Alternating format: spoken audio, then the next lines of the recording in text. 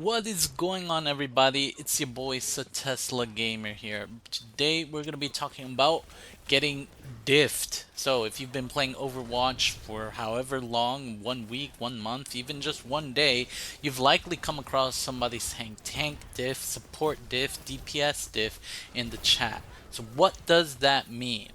When someone calls diff on you, they're essentially saying that the people playing your role on the other team are playing better than you.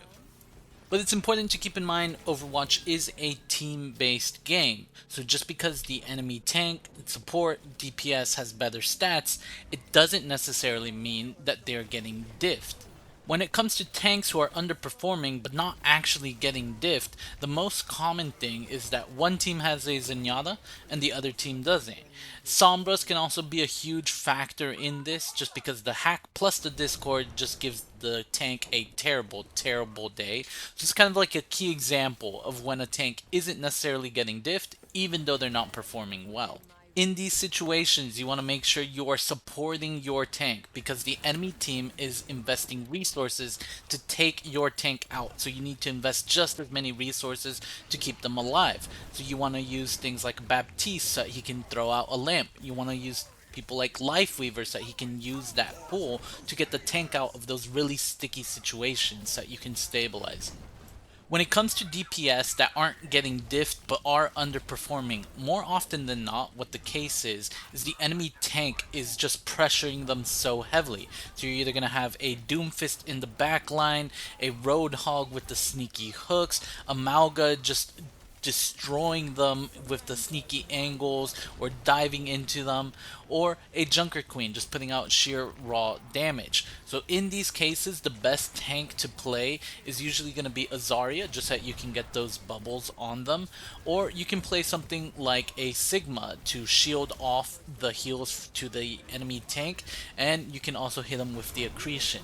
So these tanks are quite useful and very supportive of your DPS, but you also want to make sure that you have the appropriate supports. You want to make sure that you have a Mercy so you can maybe get the res off once they do die, because let's face it, it's going to happen sometimes if you have a tank that is pressuring your DPS that heavily.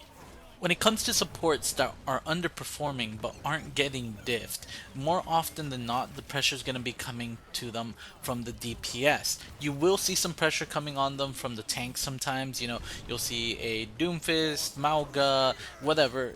Tanks in general can apply pressure, but more often than not, you're going to see a Widowmaker getting nasty headshots on them, or you'll see a dive from Sombra, Tracer, or Genji. So all of these, honestly, if you have a good DPS player against a good support player, the good DPS player should be able to get that 1v1 kill on the supports. So what you're going to want to do if you're a tank, you're going to want to play a Zarya, make sure that you support your supports.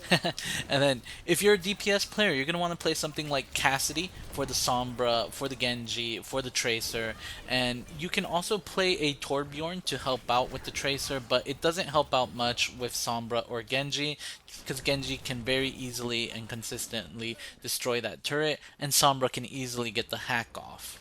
Lastly, we have what we call the team diff. So this is when the whole team is just playing differently. Now, there are times that the matchmaking is just absolutely terrible and you're gonna more often than not lose that game just because they really are different. But there are some times where the team is just playing with more synergy. Maybe they're investing a whole bunch of resources into supporting one hero. Maybe they have a Bastion soldier sort of combo and they're just playing it very, very well with maybe a Lifeweaver and a Baptiste so that they can get that large amount of healing.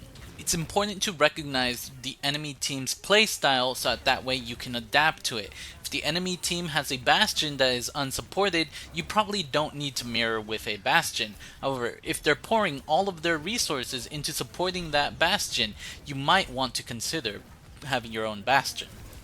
Anyways, folks, I hope you've enjoyed this video. Make sure to comment, rate, and subscribe, and I'll see you in the next one.